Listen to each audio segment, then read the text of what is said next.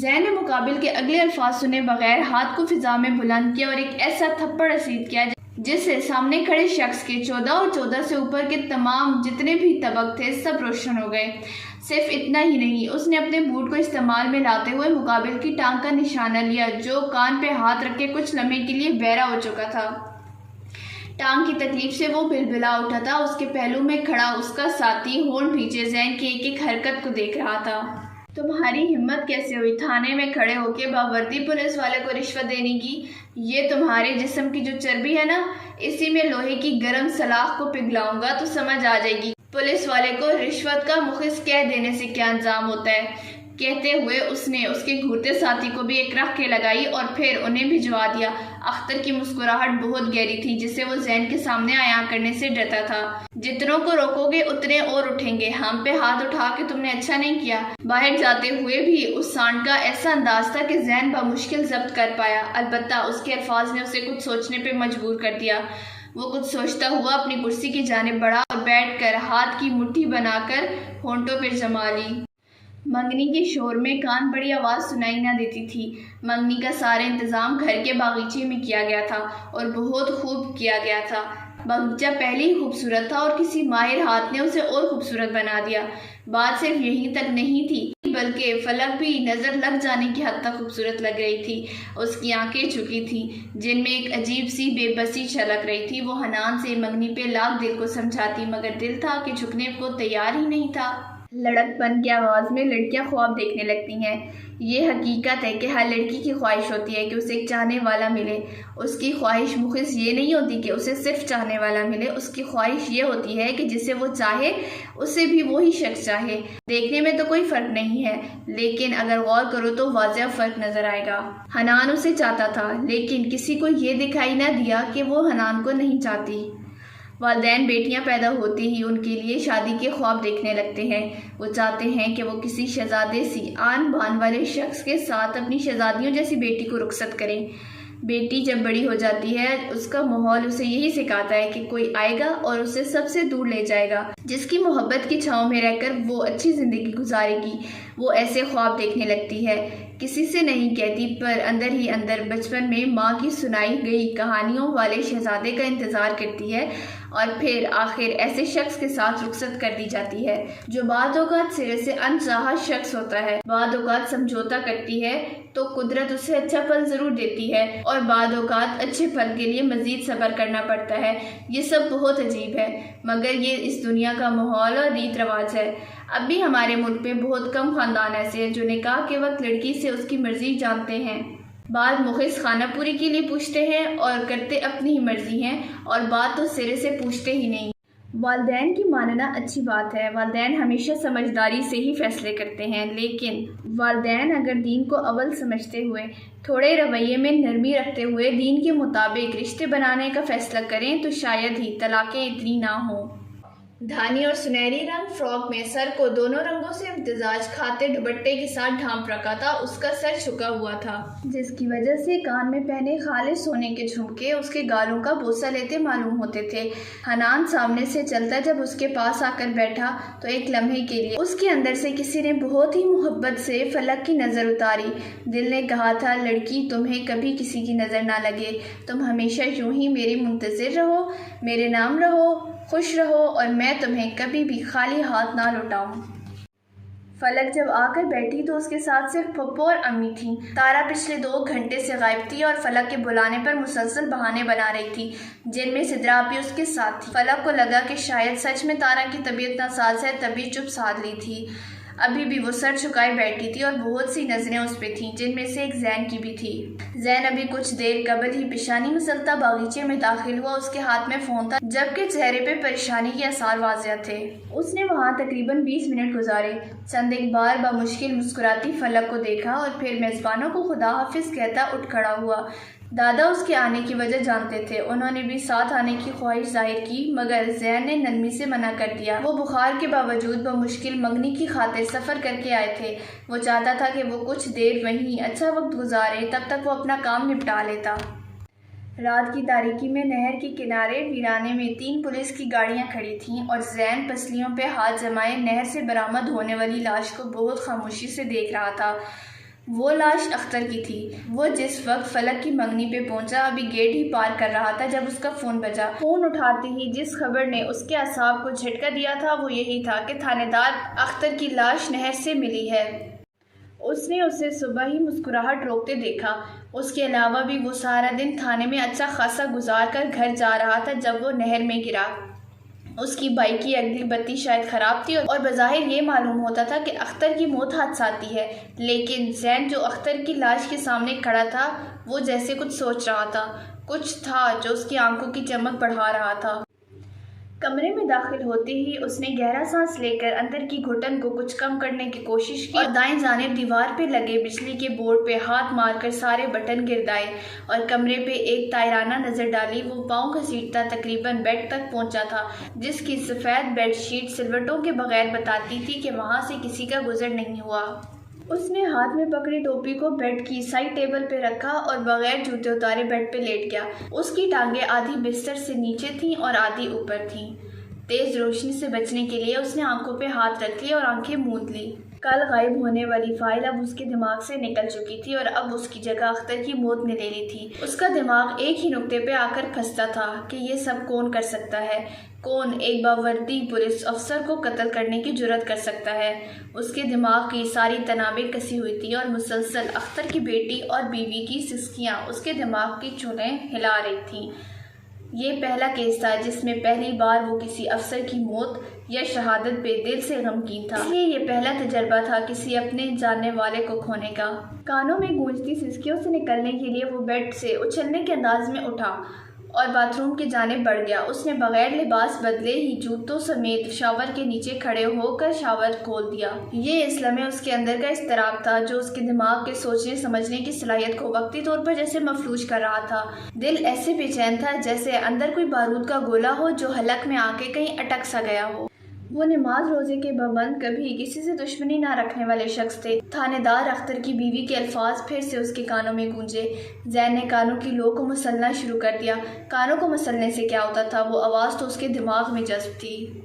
سر، میری خواہش ہے کہ میری بیٹی ڈاکٹر بنے، میں اسے سفید اور عال میں دیکھوں، وہ لوگوں کی ہمدرد ہو۔ اختر نے ایک بار جذبے کے عالم میں زین کو بتایا، شاید یہ زین کے وہاں موجودگی کے آغاز کے ایام تھے۔ زین نے ضبط سے ہونٹ بھینچ لیا اور کانوں کو مسلنے کا کام چھوڑ دیا اور وہیں دیوار کا سہارا لے کر اٹھ کھڑا ہوا۔ اس کی آنکھوں میں آنسو نہیں تھے، بس تکلیف تھی، کسی بے کس کی موت، وہ بھی زین مصطفیٰ کے علاقے میں۔ زین کے لیے یہ بات برداشت کرنا ناممکن تھا۔ اختر کی قمیض کا پھٹا گریبان اس بات کا ثبوت تھا کہ قاتل اور اختر کے درمیان ہاتھا پائی ہوئی تھی۔ چند منٹ تک زین نے پانی کے نیچے کھڑے ہو کر دماغ کو پرسکون کرنے کی کوشش کی۔ جب کسی حد تک کامیاب ہوا تو شاور کو بند کرتا دیوار کی وارڈروب کی جانب بڑھ گیا۔ رات کی سیاہی دن کے اجالے میں پھیلنے کے لیے بےتاب تھی۔ جب منگنی کا اختتام ہوا اور مہمان اپنے اپنے گھروں کو لوٹنے لگے، چونکہ زیادہ تر مہمان گاؤں کے تھے تو مہمانوں کو واپس جانے میں کوئی دشواری نہیں ہوئی اور جو لوگ شہر سے آئے تھے وہ بھی زیادہ دور سے نہیں آئے تھے، اسی لیے تقریب کے ختم ہوتے ہی وہ واپسی کے مختصر سفر پہ روانہ ہو گئے۔ فلک دھلان میں صوفے پہ مخص 3 گھنٹے بیٹھنے کے بعد ایسے ہو گئی تھی جیسے اسے کسی نے دار پہ لٹکا دیا ہو اور اس کی کمر بالکل اکڑ چکی تھی اور ساتھ ہی ٹانگوں سے اٹھنے والی ٹیسوں نے اس کے چہرے کے زاویے بگاڑنے میں کوئی کسر نہیں چھوڑی تھی۔ پھپھو نے جب اس کی حالت دیکھی تو وہ اسے کمرے میں لے آئی۔ کمرے میں آتے ہی فلک نے بغیر کسی قسم کے تاثر کے اپنا عکس شیشے میں دیکھا اور باتھ روم کی جانب بڑھ گئی۔ اس کے کانوں میں مسلسل سنسنی سی دوڑ رہی تھی، وہ ایک بےتابی تھی جو محسوس کی جا سکتی تھی۔ اس نے بیڈ پہ لیٹتے ہی غیر ارادی طور پر ہاتھ میں پہنی انگوٹھی کو گھمانا شروع کر دیا۔ حنان کا مسکراتا چہرہ بار بار اس کی آنکھوں کے سامنے آ رہا تھا۔ اس نے بے بسی سے کروٹ بدلی اور چہرے پہ ہاتھ رکھ کے ماتھے پہ ہلکا سا وزن ڈال کر دماغ کو ایک ٹرانس سے نکالنے کی کوشش کی۔ بلند آواز میں چلتا میوزک اس کے صبر کو آزما رہا تھا، مگر سب کے علاوہ اس کے چہرے پہ جہاں ناگواری کے اثرات تھے وہیں ایک انجان سا ڈر اور خوف تھا۔ وہ جو قدم اٹھانے جا رہی تھی، اس قدم کے اٹھانے کے بعد یا تو وہ حنان کی صورت میں بہترین نتائج حاصل کر لیتی یا پھر دوسری طرف موت ہوتی جو مقدر ٹھہرتی۔ اب کیا ہونا تھا؟ یہ وقت اور اس کی چال کو ظاہر کرنا تھا۔ اس نے محتاط قدم اٹھاتے ارد گرد دلان میں دیکھتے گیسٹ روم کی جانب رخ کیا جو اس وقت بالکل خالی تھا۔ اس نے اندر جاتے ہی تیزی سے دروازہ بند کیا اور کلچ سے فون نکال کر ٹہلتے ہوئے ایک نمبر ڈائل کرنے کی کوشش کی۔ اس کے قدم اضطرابی انداز میں دائیں بائیں چکر کاٹ رہے تھے اور وہ اس لمحے ضبط کے کڑے مراحل سے گزر رہی تھی۔ وہ موبائل کان سے لگائے بھی دوسری جانب جاتی گھنٹی سن رہی تھی جب باغیچے سے شروع ہوا اور ہائے ہو کی آوازوں نے مثبت ثبوت دیا کہ منگنی کی رسم ادا کی جا چکی ہے۔ اس کی آنکھوں سے کچھ چھن کر ٹوٹا تھا اور اس کے قدموں میں گرا تھا۔ اس سے پہلے کہ اس کے گلے سے کوئی سسکی نمودار ہوتی دوسری جانب سے کال اٹھا لی گئی۔ ہیلو منزہ؟ سلگار کا بڑا سا کش لگا کر انہوں نے بہت سارا دھواں فضا میں منتقل کیا اور اپنے بائیں جانب کھڑے سیکرٹری کو کنکھیوں سے دیکھا جو بہت اضطرابی انداز میں فائل کے اوراق پلٹ رہا تھا۔ ایسا وہ 15 منٹ میں شاید 20 پار کر چکا تھا۔ سر، یہ وہ فائل نہیں ہے۔ ہونٹ کاٹتے اس نے آخر یہ خبر سنا دی جو اسے موت کے قریب لے جا سکتی تھی، یوں جیسے اس نے اپنی موت کی خبر خود سنائی ہو۔ ساتھ ہی اس نے خشک ہوتے ہونٹوں کو تر کیا جو اب خوف اور اضطراب کو ظاہر کر رہے تھے۔ ضیاء صاحب اپنی کرسی پہ گھومے اور ہاتھ میں پکڑی سلگار کو سامنے پڑی ایش ٹرے میں چٹک دیا۔ کیا یہ فائل اب تم دیکھ رہے ہو؟ ان کا لہجہ کسی احساس سے عاری تھا۔ ایاز نے سر اس بات میں ہلایا اور ساتھ ہی ایک بار پھر خشک ہوتی زبان کو تر کیا۔ جی سر، کل میں آفس سے گھر لیٹ گیا تھا تو میں نے تم سے تمہید نہیں مانگی بے وقوف۔ وہ دھاڑے تو ایاز کے چھکے چھوٹے۔ اس کا ہاتھ بے اختیاری انداز میں اپنی ٹائی کی نوٹ کی جانب گیا جسے اس نے قدرے ڈھیلا کرنے کی کوشش کی جیسے اس کا سانس رک رہا ہو اور وہ سانس لینا چاہتا ہو۔ میرے پاس کام کرتے ہوئے تمہیں 2 سال ہونے کو آئے ہیں اور تم اتنے احمق اور کن ذہن اپنے کام کی چوری چھپانے کے لیے اچھا بہانہ بنا سکتے ہو۔ ان کی آواز میں جہاں قہر تھا وہیں ان کی شخصیت میں سحر تھا۔ ایاز نے شرمندگی کے باوجود ان کے گہرے نیلے قیمتی سوٹ کو دل سے سراہا تھا۔ Sorry sir. سوری؟ وہ دھاڑے۔ تمہیں لگتا ہے کہ اب سب کچھ ایک سوری سے ٹھیک ہو جائے گا بے وقوف آدمی؟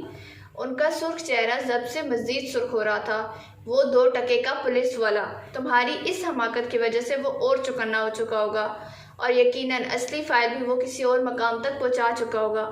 ان کو سمجھ نہیں آ رہی تھی کہ وہ کیسے اپنے سامنے کھڑی آدمی کو وہاں سے غائب کریں۔ بس بہت ہوا۔ انہوں نے ہاتھ اٹھا کر جیسے کچھ فیصلہ کیا۔ ایاز کا دل زور سے دھڑکا اور اس نے سر اٹھا کر بیچاری سی نظروں سے سامنے بیٹھے شاندار شخصیت کے حامل اپنے باس کو دیکھا جس کی شاطر آنکھیں اس وقت ایاز پہ ہی جمی تھی۔ دلاور کو میرے پاس بھیجو۔ تم آج سے فیکٹری کا کام سنبھالو گے اور اب جاؤ اور اگلے 3 دن تک مجھے اپنی شکل مت دکھانا۔ ہاتھ کو کرسی کے بازو پہ مارتے انہوں نے چلا کر کہا تو ایاز کی جیسے جان میں جان آئی۔ وہ تیزی سے سر ہلا کر آفس سے باہر نکلا جبکہ اندر بیٹھے ضیاء صاحب تو جیسے اپنی قسمت پر افسوس کر کے رہ گئے تھے۔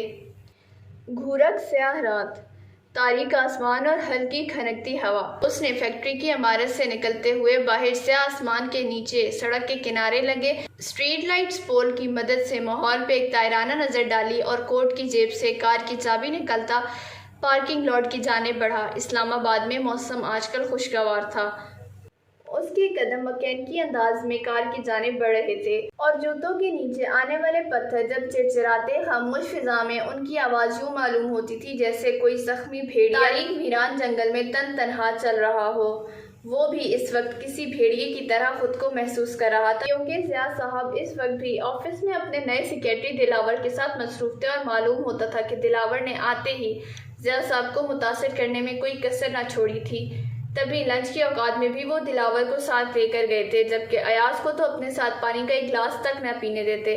حسد کی ایک اندیکھی آگ نے اسے اپنے اندر جلا ڈالا تھا لیکن وہ صبر کا گھونٹ پینے کے سوا اور کچھ نہ کر سکا۔ اس نے کار کے قریب پہنچ کر کار کو ان لاک کیا اور فیکٹری کے داخلی دروازے سے اوپر تیسرے پورشن میں بنے دفتر کی روشن کھڑکی کو دیکھتا گہرا سانس لے کر بیٹھ گیا۔ ابھی اس نے کار چلا کر سڑک پہ ڈالی ہی تھی جب ڈیش بورڈ پہ پڑا ایاز کا فون ایک مخصوص دھن پہ گنگنانے لگا۔ فون کی گھنٹی کی آواز سن کر اس نے کار آہستہ کی اور ساتھ ہی بغیر دیکھے کال موصول کر لی۔ اس وقت اس کے سامنے نظر سڑک پہ تھی اور چونکہ یہ فیکٹری کا علاقہ تھا تو یہاں رش تقریباً نہ ہونے کے برابر تھا۔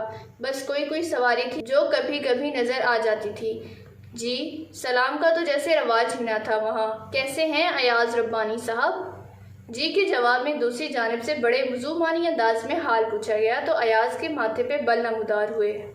اگرچہ وہ ایک بے وقوف آدمی مشہور تھا، لیکن اتنا نہیں، وہ اپنے باس کے نام کو اپنے حق میں استعمال کرنا اچھے سے جانتا تھا اور اکثر ایسا رویہ دکھاتا تھا جیسے کوئی بہت بڑی ریاست کا مشیر ہو۔ کون؟ فون کان سے ہٹا کر اس نے پہلی بار اسکرین کو دیکھا۔ نمبر انجان تھا۔ تمہارا باپ گدھے، یہ کہہ کر اس نے کہکا لگایا تو ایاز کے ماتھے پہ مزید بل نمودار ہوئے۔ اس نے کار کو سڑک کے کنارے ایک جانب روک دیا۔ میرے باپ کو مرے ہوئے کئی سال ہو گئے ہیں، تو کون سا باپ ہے میرا بے؟ دان پیس کر اس نے کہا تو دوسری جانب سے ایک بار پھر کہکا لگایا گیا، یوں جیسے وہ اس بات سے خوب محفوظ ہوا ہو۔ ہے ایک تیرا باپ جسے تو بھی نہیں جانتا۔ خیر، اس بات کو کسی اور وقت کے لیے سنبھال رکھ اور اب ذرا میری بات دھیان سے سن۔ وہ جو فائل تو نے چوری کی ہے نا، وہ مجھے واپس دے دے اور پولیس والے سے معافی مانگ لے اور معاملہ رفع دفع کر دے۔ تو کون ہے؟ وہ زین مصطفیٰ یہ جانتا ہے۔ تجھے وہاں کس نے بھیجا ہے اسے یہ بھی معلوم ہے۔ وہ پاگل ہوا پھرتا ہے۔ ویسے بھی تیرے باس کے خلاف جو فائل اس نے اس وقت سنبھال رکھی ہے وہ تیرے باس کی پہنچ سے بہت دور ہے، اسی لیے بہتر یہ ہے کہ تو سن سانڈوں کی جنگ میں اپنے آپ کو مت مروا اور وہ فائل مجھے دے دے۔ وہ شخص خاصا تیز معلوم ہوتا تھا۔ ایاز ربانی نے بمشکل اپنی گھبراہٹ روکی۔ کون سی فائل؟ میں نے کوئی فائل چوری نہیں کی۔ ایک شریف آدمی پہ چوری کا الزام لگاتے ہوئے تمہیں شرم نہیں آتی؟ آئندہ مجھے کال آئی تو مجھ سے برا کوئی نہیں ہوگا۔ اس سے قبل کے مقابل کچھ کہتا، اس نے فون بند کر کے تقریباً ڈیش بورڈ پہ چٹخا تھا۔ ضیاء صاحب جو اسے بیوقوف بولتے تھے صحیح بولتے تھے اور اس نے یہ بات ثابت بھی کر دی تھی۔ اس کا یوں گھبرانا دوسری جانب بیٹھے شخص کو بتا دینے کے لیے کافی تھا کہ فائل کس نے چوری کی تھی۔ ایاز جان نہیں پایا تھا، لیکن وہ ایک پروٹیسٹ فون کال تھی جو پولیس کی جانب سے کی گئی تھی۔ باسط نے فون کان سے ہٹا کر بمشکل اپنی مسکراہٹ کا گلا گھونٹا اور پشت کی جانب بیٹھے زین سے مخاطب ہوا تو لہجہ بہت مہذب تھا۔ سر، آپ نے ٹھیک کہا تھا، فائل ضیاء کے سیکرٹری نے ہی چوری کی تھی۔ وہ مانا نہیں ہے، لیکن اس کے انداز نے بتا دیا ہے کہ وہی چور ہے۔ لیکن سر، وہ فائل صرف ضیاء فندی کے حوالے سے تو نہیں ہے، وہاں تو اور بھی بہت سارے لوگوں کے نام درج ہیں اور ہم فی الحال ان پہ ہاتھ ڈالنے کی پوزیشن میں نہیں ہیں۔ باسط نے اپنی طرف سے سمجھداری کا ثبوت دیتے ہوئے کہا تو زین نے مخص ایک نظر جواب میں دیکھا تھا۔ باسط کی سیٹی گھوم گئی۔ وہ جی سر کہتا سلوٹ کر کے وہاں سے نکل گیا۔ یہ صاحب خود بھی مریں گے اور ہمیں بھی مروائیں گے۔ اختر کے قتل کے 2 دن بعد ہی تھانے دار باسط کو ضلع ملتان کے تھانے میں بھیج دیا گیا۔ باسط 31 سال کے قریب کا مضبوط قدامت رکھنے والا خوش مزاج نوجوان تھا۔ زین نے فون کان سے لگا کر کچھ دیر قبل ملائے گئے نمبر سے جواب موصول ہونے کا انتظار کیا تھا۔ تیسری بیل پہ فون اٹھا لیا گیا تو زین نے بمشکل اپنے آپ کو سخت الفاظ کہنے سے روکا تھا۔ کہاں تھے طیب؟ کتنی بار کہا ہے کہ موبائل کو اپنے پاس رکھا کرو۔ دان پیس کر اس نے کہا تو طیب نے بمشکل ضبط کیا اور سوری کہہ کر معاملہ سنبھالا۔ میں نے جس بندے کی تصویریں تمہیں بھیجی تھیں اس کی رپورٹ مجھے ابھی تک موصول نہیں ہوئی۔ وجہ جان سکتا ہوں؟ لہجے میں تن سمیٹتے اس نے کہا تو طیب جو کمپیوٹر کے سامنے بیٹھا اسکرولنگ کر رہا تھا گہرا سانس لے کر رہ گیا۔ زین نے سارے علاقے کی واٹ لگا رکھی تھی۔ وہ کیا چیز تھا؟ سر، میرا ہوم ورک کمپلیٹ ہے اور میں وہی سب بتانے کے لیے آپ کو فون کرنے ہی والا تھا، لیکن چونکہ رات کا وقت تھا تو اچھا تمہید باندھنے کی ضرورت نہیں ہے، بس مطلب کی بات کرو اور آئندہ کام ہوتے ہی فوراً فون کر دینا۔ جی سر۔ سر، جس شخص کے بارے میں آپ کو معلومات چاہیے تھی وہ… طیب تیزی سے بات کو مکمل کرو۔ اب کی بار وہ پھر دھاڑا تو طیب کا دل چاہا کہ ہاتھ میں پکڑا فون سامنے دیوار پہ مار دے، مگر افسوس کہ وہ ایسا نہیں کر سکتا تھا۔ جی سر، مرے ہوئے لہجے میں کہہ کر اس نے دوبارہ بات کا آغاز کیا تھا۔ سر، اس کا نام شکور باجوہ ہے اور ادھر ملتان میں اس کا باکسنگ کلب ہے۔ خود بھی ایک باکسر رہ چکا ہے۔ 2003 میں اس کی بیوی کی حادثاتی طور پر موت ہو گئی تھی، جس کے بعد اس نے باکسنگ چھوڑ دی تھی۔ اس کے 4 بچے ہیں، 3 بیٹیاں اور 1 بیٹا۔ اس کی تینوں بیٹیاں نجی اسکولز میں پڑھاتی ہیں، ساتھ ہی پڑھائی کا کام بھی جاری رکھے ہوئے ہیں۔ بس سر، بیچارے کے بیٹے کے معاملے میں ذرا قسمت خراب نکلی۔ طیب کی ایک ایک بات کو زین غور سے سن رہا تھا۔ سر، اس کا ایک ہی بیٹا ہے، اکرم شکور، جسے سر یاروں دوستوں نے نشے کی عادت میں ڈال دیا ہے۔ اس کا بیٹا 18 سال کی عمر سے نشہ کر رہا ہے اور اکثر سڑک پہ راہگیروں سے مار کھاتا نظر بھی آتا ہے۔ نشے کی وجہ سے اس کے بیٹے کا کئی بار ایکسیڈنٹ بھی ہو چکا ہے، مگر وہ اپنی حرکتوں سے باز نہیں آتا۔ طیب کو سارا ہوم ورک کمپلیٹ تھا۔ زین نے گہرا سانس لے کر نئے کما دیے اور پھر کرسی دھکیلتا اٹھ کھڑا ہوا۔